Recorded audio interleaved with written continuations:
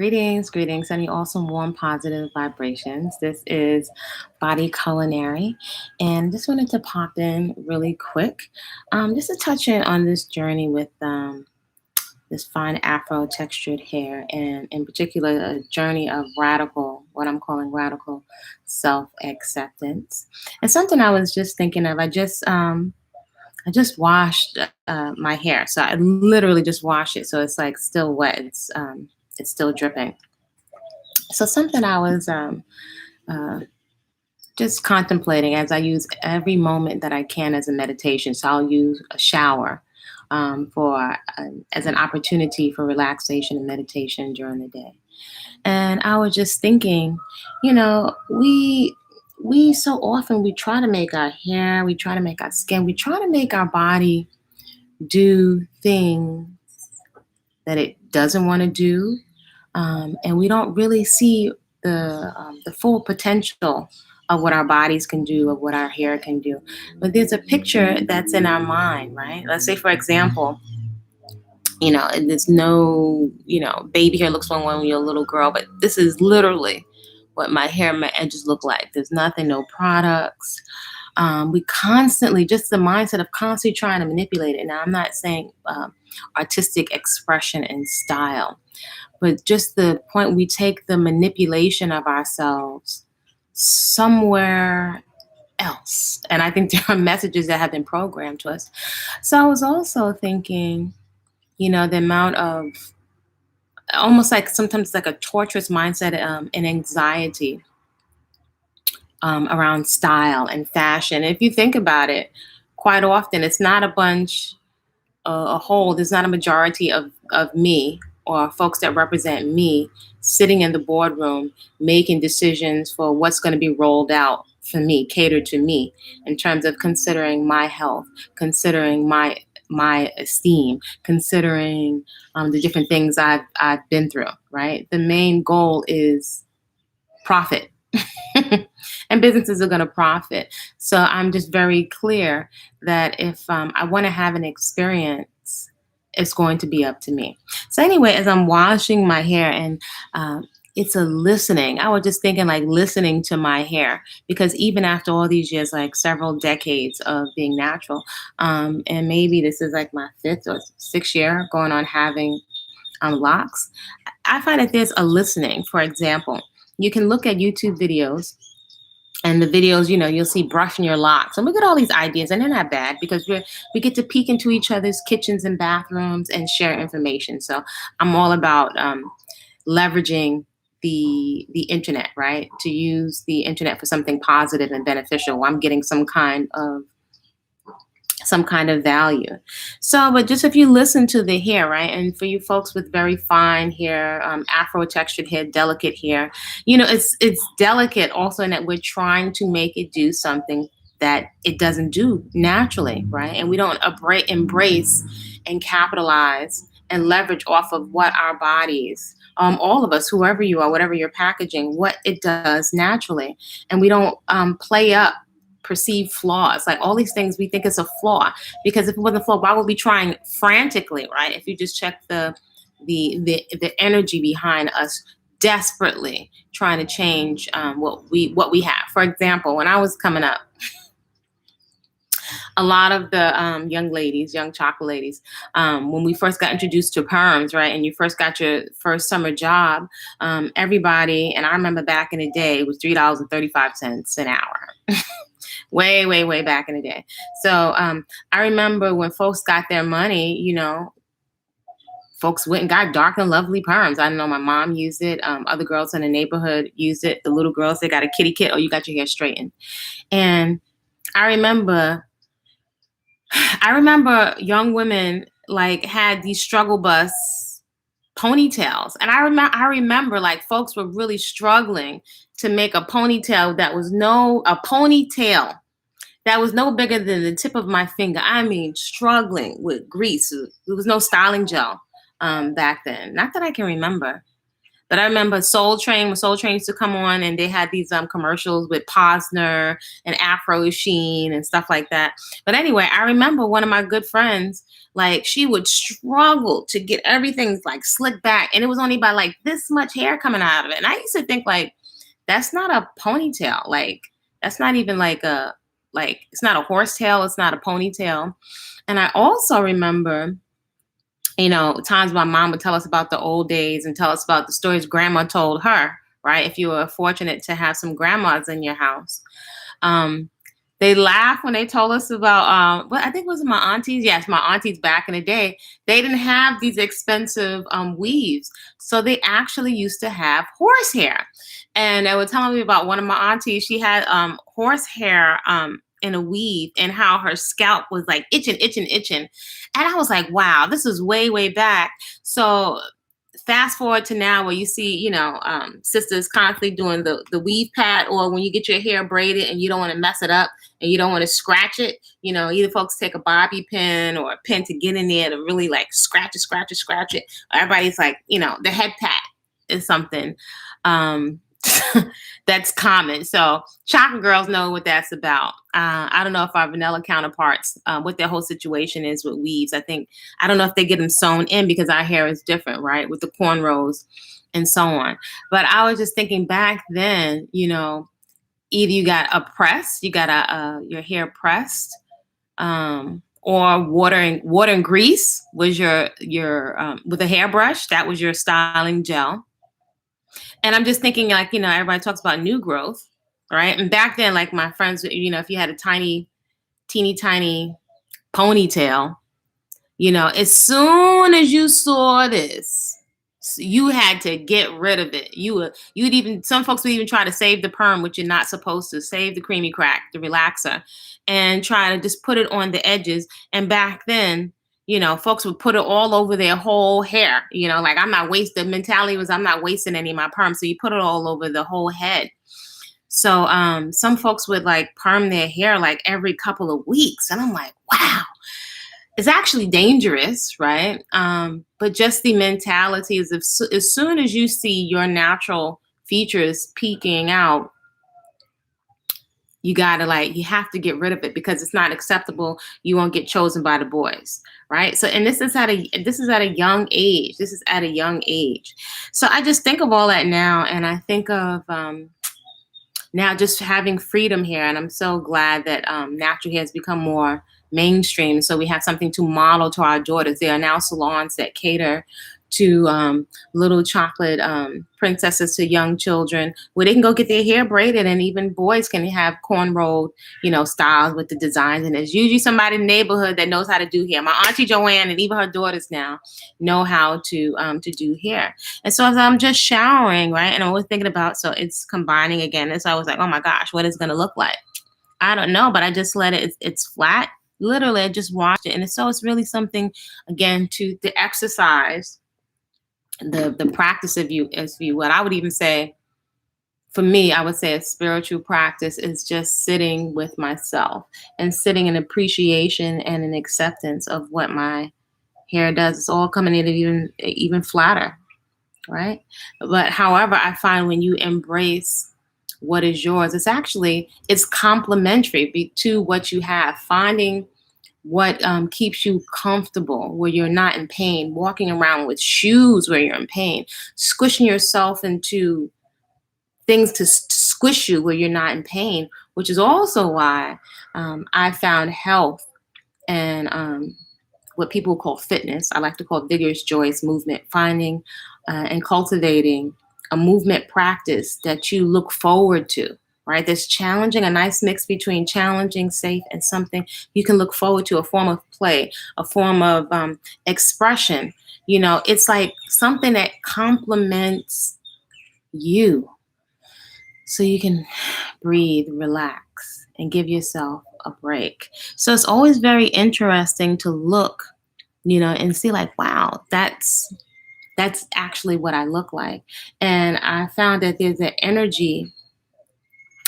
energy when you have, we say confidence, but I'd also say when you have, it's gratitude, right? Gratitude, can literally shift your mood, literally, right? That's an intentional, it can be immediate shifting of your attitude out of what I call stinking thinking. But gratitude, which goes with appreciation, right? And I think it can be very important to see your toenails and your fingernails and everything. And, I had a scar from a surgery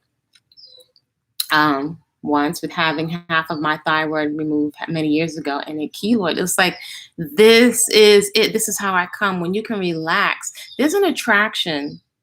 There's something very, very attractive with moving from acceptance to a deep appreciation. And again, I say, like, if you imagine someone is like, oh my gosh, you are so stunningly beautiful. I can't take my eyes off of you. You're like, wow, like, you're such a beautiful person. Like, do you feel that way about yourself? And do you accept, like, wow, like, this is someone that I can work with? We extend that outward to other people.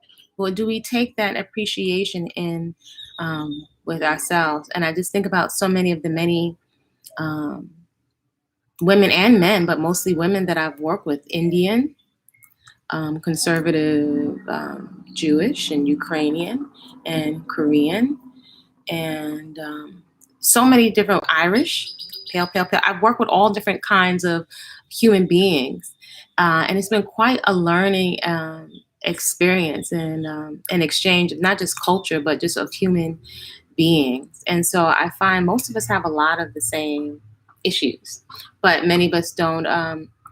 Are not in a space where we're communicating, maybe other than work, on a regular basis. So I found even that when folks were able to ask, or were able to ask each other questions, I know you can leave folks with a smile on your face, right? With a knowing, that folks have a lot of the same fears and concerns that you do.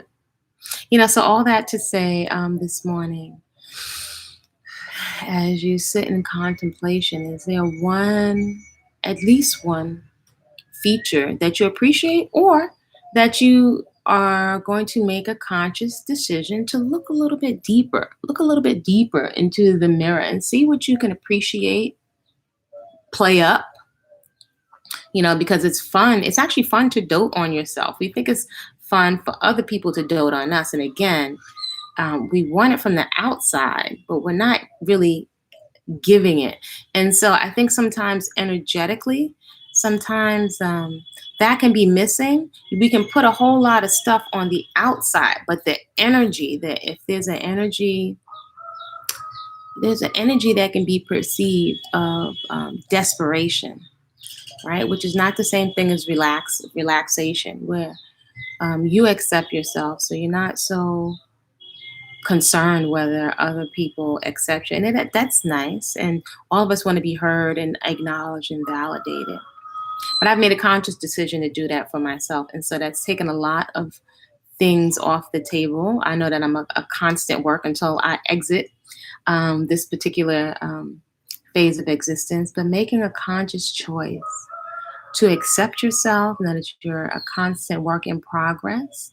Listening to, and it's something we go over in the cocoon, listening to the things that you beat yourself up about. Let's say vices can be a big one.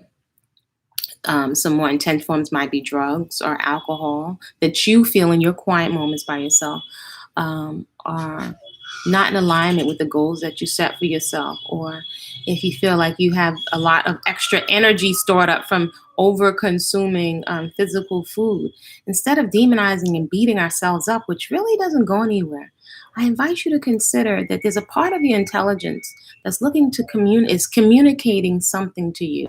So in your relaxation and your breathing and contemplation, I invite you to ask a question of your own divine onboard innate intelligence. Like, for example, me eating and eating, it's like, I'm sure I had enough of a portion. Like, what am I trying to feed, or what am I trying to feel?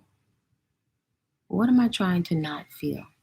Right? So that you can start to allow your subconscious, right, to come to the surface, because we do know now the majority of our behaviors are driven by the subconscious, avoiding pain, desiring pleasure, the ravenous appetite for distraction and fantasy. There's a communication here. So I invite you to ask these things that show up a question. And if you just take a little bit of time for quiet and introspection, right?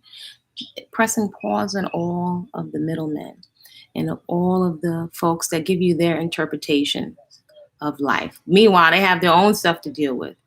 But just pressing pause on everybody else and just taking a moment to endeavor. Maybe some of us have never done it. We have been conditioned that you need a professional, a professional to go deep into your conscious. So you may not know everything, but the confidence, maybe perhaps we haven't activated our confidence, and perhaps our confidence has been compromised by all the messages that are coming at us. So before I run off to the market, I'm just going to take a moment for some relaxation because I am the coach to encourage you, right? As a beauty product, relaxation, I would say, is a beauty product. Relaxation, deep breathing, awareness, all these things can come in quiet. Having compassion for yourself, you can be firm with yourself, but firm from a place of more so clarity, not from a point of trying to beat yourself into submission, because usually it's not sustainable and it doesn't work. And when you're feeling bad about yourself, usually the cycle will continue, the cycle of trying to make yourself feel better, right? So just at a basic level, understanding our own psyche. And that's personal. That's personal. So I invited to find a comfortable position. If you have issues with your knees or your back, you can sit up on a chair so you can keep your spine nice and tall and keep your shoulders, a lot of space between your ear and your shoulder. You can roll your shoulders around, down and back, and tilt your pelvis up this way so you're not pinching your lower back. Just going to take a few moments to breathe. Your eyes can be closed or open. And I invite you to consider if you have any habitual habits that you suspect are, or that you know are self-sabotaging, but they're so habitual. You've been doing it for a long time. I invite you to ask a question of what am I trying to communicate to myself? What is this really about? And then I invite you just to sit in relaxation, which can bring you into the present, right? When we're habitual or we're not really thinking, we're usually somewhere following this screen of our mind and looping old thoughts and old trauma that's actually not happening anymore, but there's a residue. So we can't change the past, but coming into the present with relaxation, deep breathing can be your access point, to deep relaxation. All right.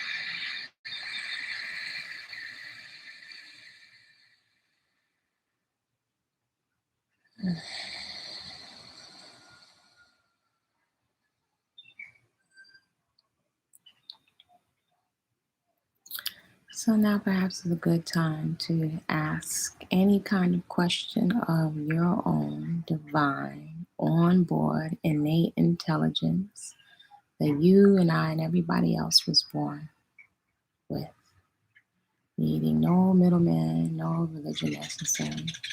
If there's perhaps something that you're working on or working through or wondering which course of direction to take, what should I eat?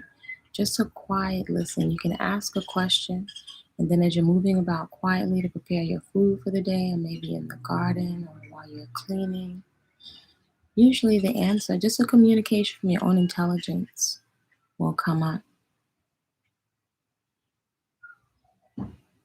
You can also, if you like, write a few words or sentences inside of your journal. Just a couple of words or sentences, and just sometimes just allow it to come up without any kind of judgment or right or wrong. These type of simple little practices can really cultivate confidence and trust, right? A trust in yourself. Again, we get upset when we feel like people have betrayed us or break our trust. But ultimately, do you have a trust and a confidence, right? We want a confidant to tell things to. What about literally the relationship that you have with yourself? So that I have found, you can let me know what you think respectfully in the comments. That